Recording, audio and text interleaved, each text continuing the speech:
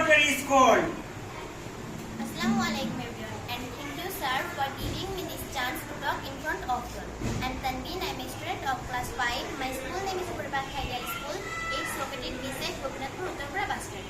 To be honest, I feel very proud because I am a part of this great school. Our teachers are trying to give their best to reach our goal, and inshallah we will make them proud.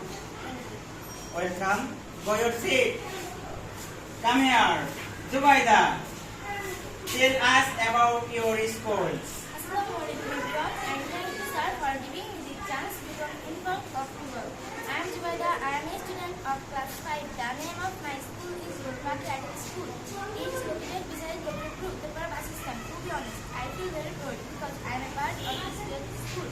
Our teachers are trying to be their our goal, and inshallah we will make it down. Thank you, Zubaida. Go your seat.